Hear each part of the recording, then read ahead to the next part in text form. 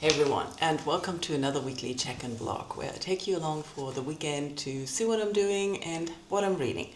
My name is Wiebke, and this year I'm trying to get myself out of survival mode. And this week I started a new job, and I did feel awful yesterday when I came back. It's not fun to be stupid and not know anything anymore, and the training did go a little bit worse than I expected. So I went to the gym after work and I started feeling like shit.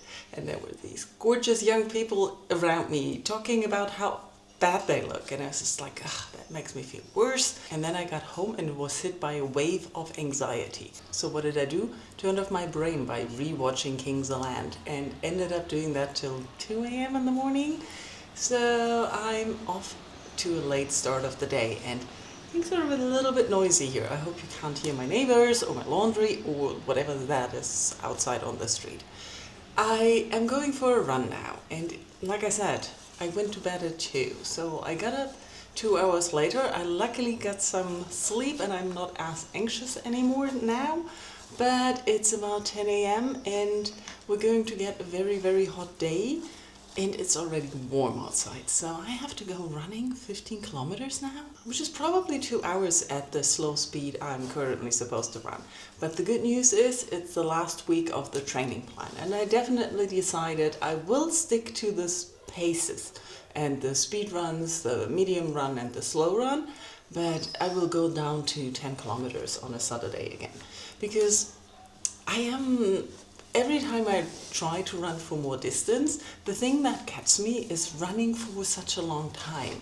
It's, I think, for me okay and easy-ish to increase the distance and reach the half marathon. I always give up before I even start the marathon training because it's running 2 hours. And yeah, so until I get faster, I probably won't do those extra long runs. My main goal, what I always think is a good time for running, is about an hour, and I would love to be able to run 10K in an hour. That would be a goal, but who knows when I'll get there. But 10K I think is also a good distance to run on a regular basis, so that's probably what I'll be sticking with.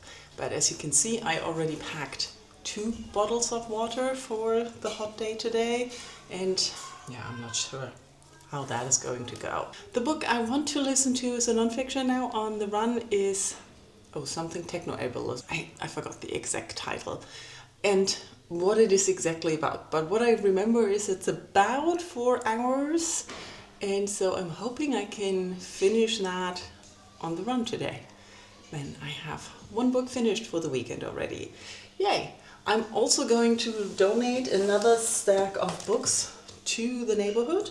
The German books are successful in being taken away, even if I think nobody cares about them anymore. These are a lot of children books again, so let's grab the stuff. Oops. And go running.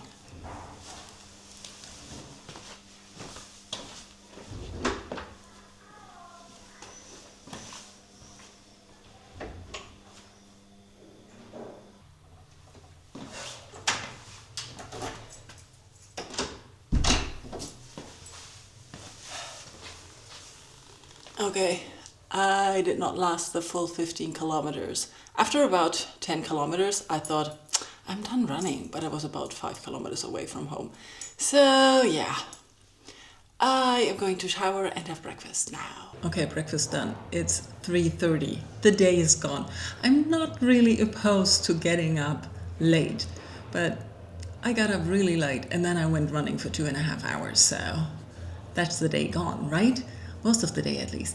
Anyways, I have 20 minutes left in Against Technoableism, but I think I'm going to tell you what it's about and put my review here because I really enjoyed it. It's very informative, it's very interesting. The book is looking at the definitions and usage of disability and terminology in the disability communities. It's looking at technology for disabled people and also the communication and presentation and representation of these communities and the producers and the companies. It's also really addressing the aspect of representation and what we see as normal people in society about disabled people, what we think and where our ideas come from, and also the inherent ableism in a lot of that. I really enjoy the book for reflecting how much we're guided by what we're told and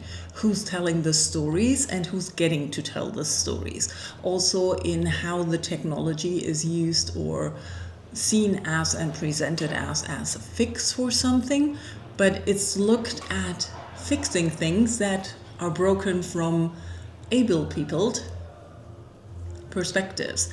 And it really makes you think. There are a lot of things I've heard before in other books, but I really like the tone and the narration.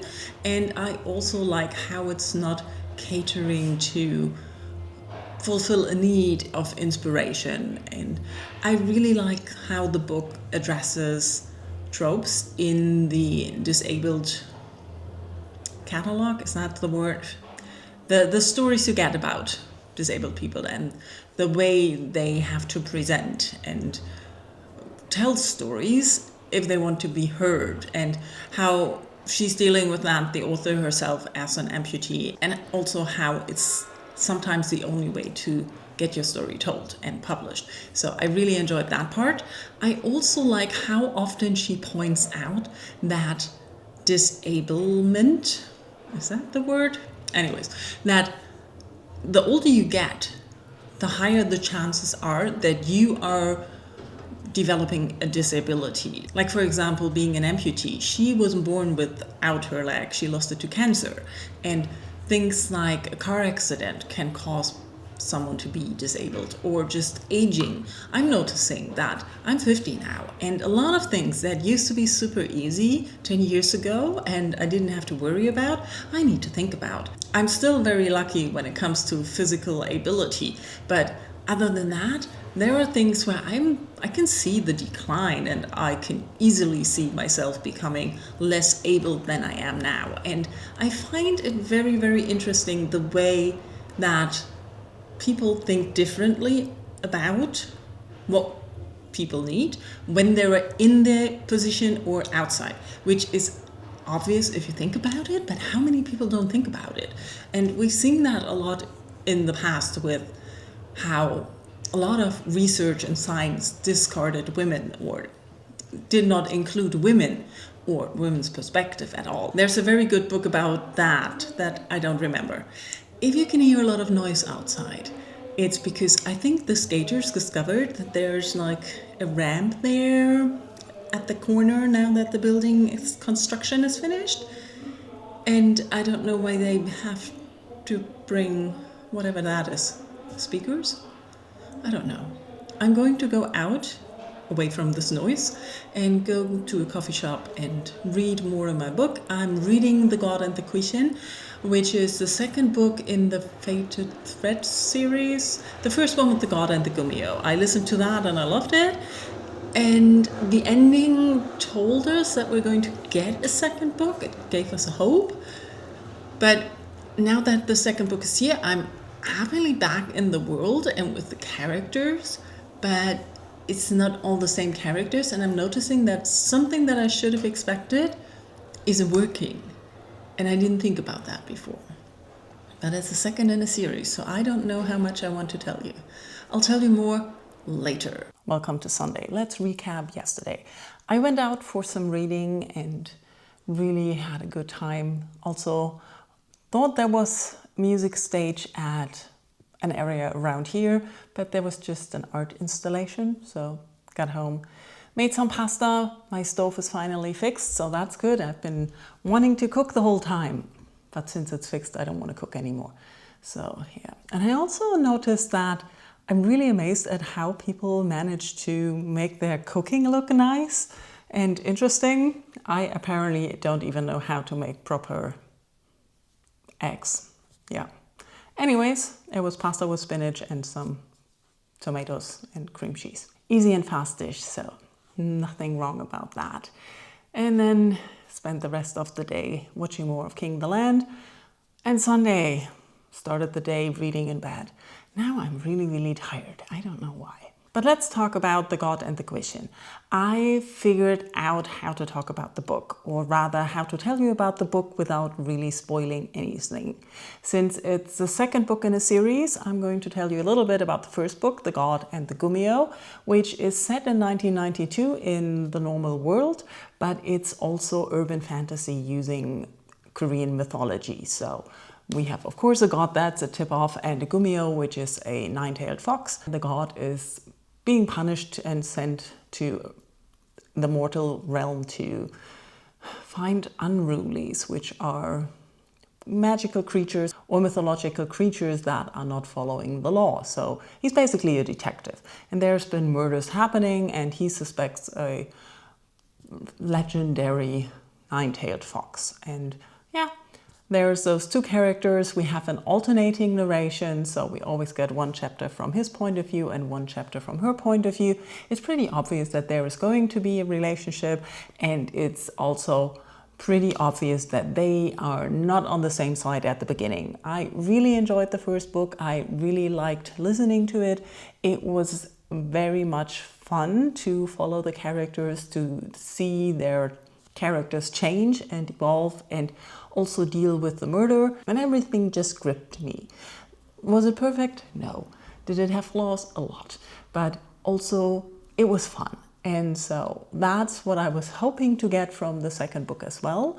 And starting the first chapter, I was back into the world. I really was very fast into the style of writing again. This is something I really enjoyed about the book, but I was confused. So I went back and listened to the last few chapters of the first book, and then it explained, and that's why I'm a little bit stuck on how to talk about the second book. But I figured in a general sense, the thing that bothered me is it's a reincarnation story, or part of it is a reincarnation story. We're mostly set on a river cruise in the underworld, and there's also been a murder. So it's a murder mystery, but there's also a romance aspect again, and there is part of the characters are involved with a reincarnation storyline. And when it comes to reincarnation storylines, that's the thing. I'm normally here for that. I do like reincarnation stories, but there is an aspect of a reincarnation story that I don't understand. What I like about reincarnation stories is connected to the red thread that you can always find the person again in different lives. And I genuinely like it when they have their memories or they look exactly alike, so that there is connection to the old person they have been in the past life. But here it looks like that there is no connection, no memories are retained, and the looks are completely different, which begs the question for me why they should hook up together again. And that is the thing I noticed about reincarnation stories that feels a little bit forced to me. If it's like, well, but we've been together in a past life. I know you look different and you are not the same from the character, but I'm hooked on falling in love with you because I'm still in love with you, even though you're a completely different person. You know what I mean? This is something I'm noticing is bothering me. I really was looking forward to getting more about the characters, to get more in the world. Oh, did I mention we're in the present now? It's 2025.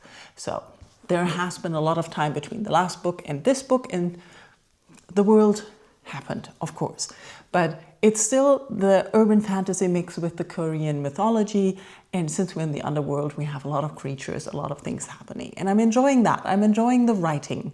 I'm a little put off by the reincarnation part of the story, but I guess it's the idea of that. So I'm guessing that every book there has to be a finding romance thing going on, which for me, I would prefer not to find romance again, but to build up on the love story they already had, which would be possible if the memories were there. I would love if the one who lost the memory would get them back. That would be an interesting part. Other than that, I have a lot of ideas about some things. I don't know who the murderer is. I have no clue why even anyone would murder that person. But there are a lot of other things I have ideas of what might happen. I don't even care if it doesn't happen, as long as I'm entertained. And so far, it reads really fast and I am entertained, so everything's going well. For the rest of the day, it's very hot already. It's going to get really hot. I personally feel very exhausted. So I'm going to go outside now for a walk. I think I'm going to listen to another nonfiction about work. Clean work, something like that.